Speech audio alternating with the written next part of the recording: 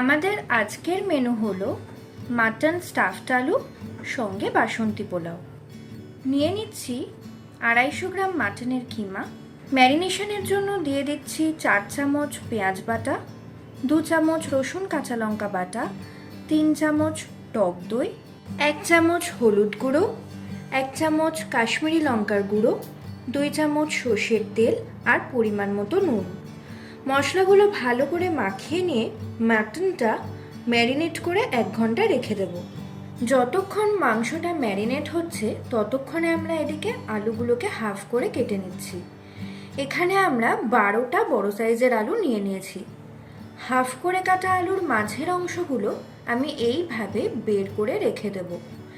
এখানে আমরা চামচ ব্যবহার করছি, আপনারা আপনাদের সুবিধা মতো ছুরিও ব্যবহার করতে পারেন। খেয়াল রাখবেন আলুর থিকনেসটা যেন চারিদিকে সমান থাকে, না হলে কিন্তু চারিদিক সমানভাবে সেদ্ধ হবে না। এরপর আলুগুলো ভাজার জন্য কড়াইয়ে সর্ষের তেল দিয়ে দেব। তেল ভালো করে গরম হয়ে গেলে দিয়ে দেব হলুদ গুঁড়ো, স্বাদ মতো নুন, কাশ্মীরি লঙ্কার গুঁড়ো আর চেঁচে রাখা আলুগুলো। একদম কম আঁচে ঢাকা দিয়ে আলুগুলো ভেজে তুলে নিলাম। এবার আমরা বানিয়ে নেব মাটনের স্টাফিংটা। কড়াইয়ে দিয়ে দেব সর্ষের তেল। তেল গরম হয়ে গেলে দিয়ে দেব ছিঁড়ে নেওয়া কাঁচা লঙ্কা আর পেঁয়াজ কুচি। পেঁয়াজটা খুব ভালো করে ভেজে নিয়ে যখন গোল্ডেন ব্রাউন কালার এসে যাবে তখন এতে দিয়ে দেব টমেটো কুচি।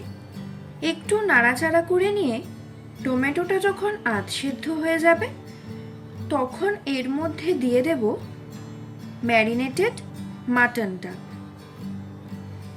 সবটা খুব ভালো করে মিশিয়ে নিয়ে দিয়ে দেব রেখে দেওয়া আলুর কুচি, পরিমাণ মতো নুন আর জ্যাগারি পাউডার।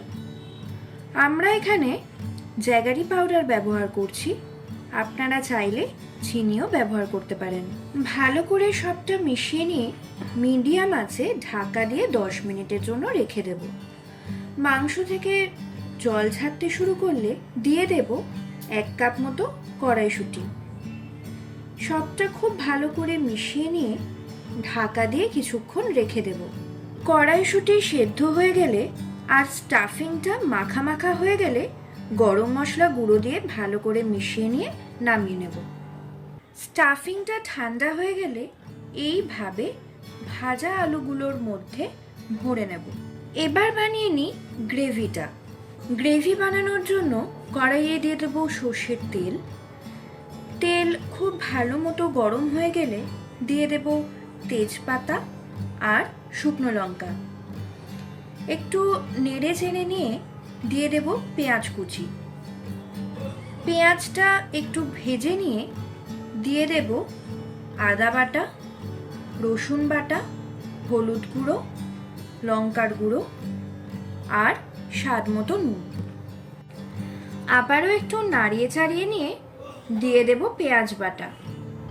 মশলাটা একটু কষিয়ে নিয়ে দিয়ে দেব ফেটিয়ে নেওয়া টক দই।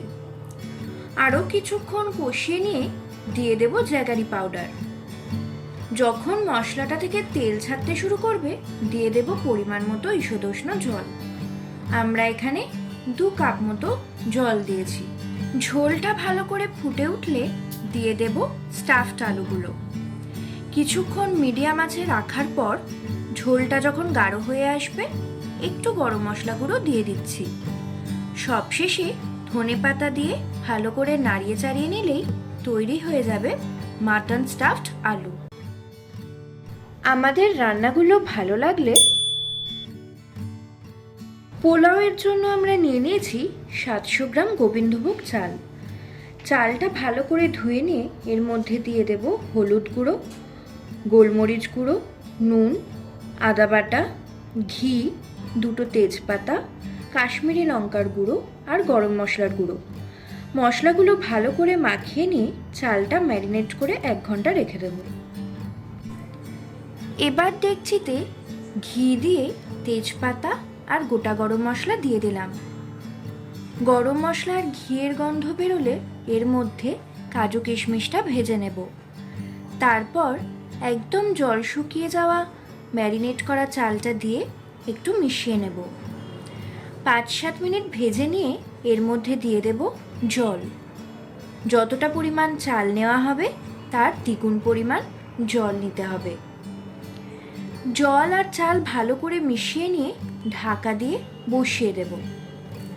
10 মিনিট পর ঢাকা খুলে জ্যাগারি পাউডার দিয়ে ভালো করে মিশিয়ে নিলাম। মেশানো হয়ে গেলে গ্যাস নিভিয়ে দিয়ে কিছুক্ষণ ঢেকে দিলাম। তৈরি হয়ে গেল আমাদের আজকের মেনু বাসন্তী পোলাও সঙ্গে মাটন স্টাফড আলু।